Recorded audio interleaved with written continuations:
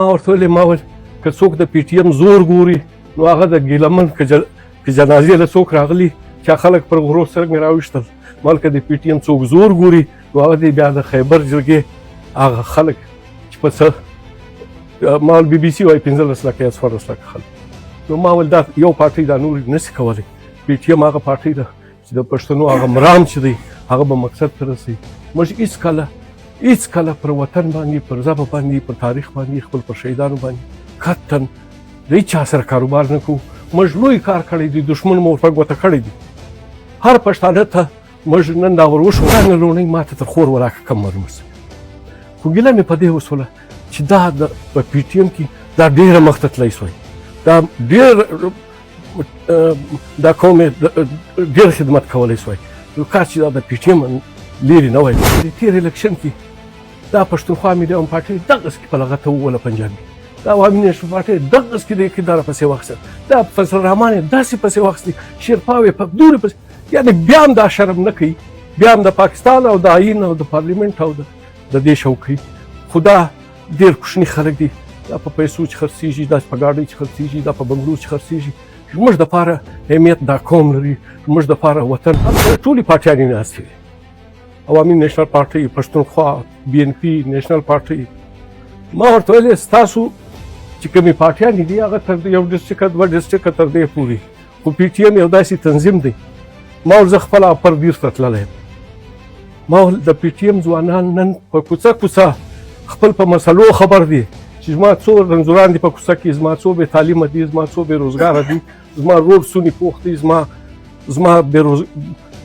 دنیا د ما څه سونې مخته ولاړه ما نن د پي ټي ایم پښتنو او ځوانانو دا خپله خبره دا 2 شپېته 15 شپېته ډسټرکټه پښتنو یو کلي ته رسولې ده او څوک دې په دې نه خطاوځي چې پي ټي ایم اوس درېږي پر دې ځای ما پي ټي ایم ډیسپورا هم ډېره مضبوطه ده په هغه ورځ اتفاقا د شهباز شریف چې د تللی یو کنفرانس و د اقتصادیات نو ما نن شهباز شریف ځي خو پي ټي ایم هلته 8 بجې ما ویلې ورته د احتجاج دغه نیولې ده نو پي ټي ایم معمولي تنظیم نه دی ارمان لوني معمولي شهید نه دی د خړکمر شهیدان عثمان لالا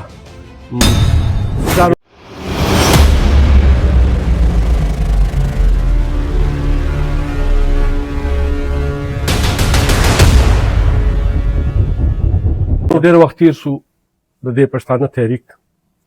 اویا اتیا کاله تېر سو هېڅکله هم پښتنو و لیډرانو ته هغه د مایوسۍ لار نه ده ورښولې خو لیډران هر ټیم د مرامه شاته تللي خو دا فرق یي په ټوله دنیا کې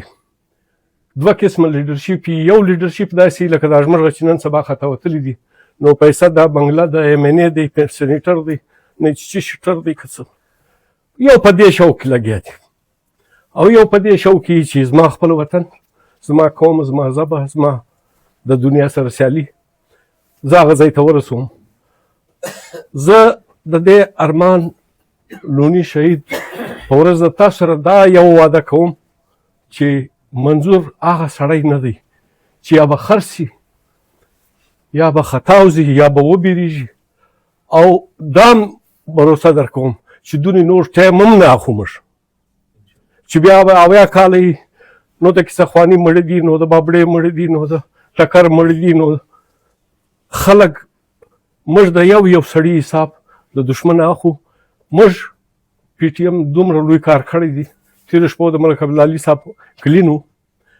زما د پښه ماته سوي وه خو هغه سیمټ ما مات کړي زه ورغلم اوس هم خوږېږي چې درد کوي پښه ما ورته ویلې هلته ټولې پارټیانې ناستې وې عوامي نیشنل پارټۍ پښتونخوا بي ان پي نیشنل پارټۍ ما ورته ویلې ستاسو چې کومې پارټیانې دي هغه تر یو ډسټرکټه دوه ډسټرکټه تر دې پورې خو پي ټي ایم یو داسې تنظیم دی ما ول زه خپله پردیر ته تللی یم ما ول د پي ټي ایم ځوانان نن په کوڅه خپل په مسلو خبر دي چې زما څو رنځوران دي په کوڅه کې زما څو بې تعلیمه دي زما څو بې روزګاره دي زما روډ سونې پوخ دي زما دنیا د ما څه سونې مخته ولاړه ما نن د پي ټي ایم پښتنو او ځوانانو دا خپله خبره دا 2 شپېته 15 شپېته ډسټرکټه پښتنو یو کلي ته رسولې ده او څوک دې په دې نه خطاوځي چې پي ټي ایم اوس درېږي پر دې ځای ما پي ټي ایم ډیسپورا هم ډېره مضبوطه ده. په هغه ورځ اتفاقا د شهباز شریف چې تللی یو کنفرانس و د اقتصادیاتو، نو ما ویل نن شهباز شریف ځي خو پی ټي ایم هلته 8 بجې ما ویلې ورته د احتجاج دغه نیولې ده. نو پی ټي ایم معمولي تنظیم نه دی، ارمان لوني معمولي شهید نه دی، د خړکمر شهیدان عثمان لالا ګیلمن، یعنې بیا ما ورته ویلې، ما ویل که څوک د پی ټي ایم زور ګوري نو هغه د ګیلمن که جنازې له څوک راغلي چې خلک پر غرو څرنګه راویشتل، مال که د پی ټي ایم څوک زور ګوري نو هغه دی بیا د خیبر جرګې هغه خلک چې په څه ما ویل بي بي سي وایي 15 لکه یا 14 لکه خلک. نو ما ویل دا یو پارټۍ دا نور نشي کولی. پی ټي ایم هغه پارټۍ ده چې د پښتنو هغه مرام چې دی هغه به مقصد ته رسوي. موږ هیڅ کله پر وطن باندې، پر ژبه باندې، پر تاریخ باندې، خپل پر شهیدانو باندې قطعا د هیچا سره کاروبار نه کوو. موږ لوی کار کړی دی، دښمن مو ورته ګوته کړی دی. هر پښتانه ته موږ نن دا ور وښوله، بلکې دا زه په دې تېر الیکشن کې دا پښتونخوا میډیم پارټۍ دغسې کې په لغته ووله پنجابي، دا عوامي نیشنل پارټۍ دغسې کې د اقتدار پسې واخیسته، دا فضل الرحمن یې داسې پسې واخیستې، شیرپاو یې په دورې پسې، یعنې بیا هم دا شرم نه کوي، بیا هم د پاکستان او د آیین او د پارلیمنټ او د دې شوقي. خو دا ډېر کوچني خلک دي، دا په پیسو چې خرڅېږي، دا په ګاډۍ چې خرڅېږي، دا په بنګلو چې خرڅېږي. زموږ دپاره اهمیت دا قوم لري، زموږ دپاره وطن، دا خپل وطن، دا وزیرستان، دا نن چې پنجابی، یعنې دا د ګیلمن واقع چې اوس ولا حاجي صاحب هم زما په کور و، علي وزیر هم زموږ په کور، موږ ناست وو. زما زوی دا ګلزمیر راغلی ما ته په غوږ کې وایي داسې 7 بجې وې، ما ته وایي زموږ یو خورکۍ وفات سوي وه په ښار کې کاڅیانو کلا کې کور، وایي شاګوره وفات سوي ده. ما ورته ویل غږ مه لره، مېلمانه ناست دي چې ډوډۍ وخورو بیا په طبیعت به بیا ورسو. موږ ناست وو، علي وزیر دا موبایل داسې داسې کوئ، داسې نیمه ګنټه بعد ما ته وایي ډېر بد کار شوی دی، حاجي صاحب ورسره و. ما ویل څه شي؟ وایي ګیلمن یې ولید او ډېر یې بد ولید. نو ما ورته مهرباني وکړه، ګلزمیر زما زوی ته ما هلته ورسره هر شی چې پخ کړی دی راوړه دلته خپل یا چې خپل خورو، بس دوی رخصت وو، موږ هم ځو دا پاته. بیا ما ورته موږ هم خورکۍ وفات شوي، موږ پاته راوړو. دویمه ورځ یې ما ته ټلیفون وکړ، دا خو 5% ژوندی دی ګیلمن. او ما موږ نو ما په دې ورته وویلې، ما ویلې چې ګیلمن وزیر دی هغه قاتل چې دا وړو، ما ویل چې هلته دا معامله حاجي صاحب ورسره ناست و، علي وزیر ته ما ویل دا معامله ځین جوړه نه کړي، نورې بدبختۍ پښتنو خو هسې په بدبختۍ باندې. نو علي وزیر په زور ما ډول نه زه سهار دا دیره کوم دعا کوم، ما ویل هغه خو موږ دلې یو، خو چې کېدله خو اوس خو دا نور بدبختي ما په هغه شپه باندې مو را رخصت کړی، حاجي صاحب ورسره و. نو زموږ ستاسو دومره ښایسته وطن دی، هېڅوک یې نه لري. د عبدالله د مومند نومېده یو سړی روسیانو د ځان سره خلا ته بوتی، نو دغه ځای څه د ډاکټر نجیب سره خبرې کولې. ډاکټر نجیب ورته د افغانستان دا زموږ علاقه در معلومیږي؟ دی ورته وایي نه، دا صرف د علاقه را معلومیږي بلکې تر ټولې دنیا ښایسته علاقه ده، د دې موسم، د دې میوې، د دې خاوره، د دې آب و هوا، تر ټولې دنیا ښایسته وطن دی. یا به چیرې ریږي، یا به واوري، یا به یخي، یا به زموږ دومره ښایسته وطن دی، دومره ښه خلک دي زموږ. خو موږ لیډرانو موږ ته رښتیا نه دي ویلي، موږ لیډرانو خطا ایسته دي یو، کنې هر ټیم پښتانه خپل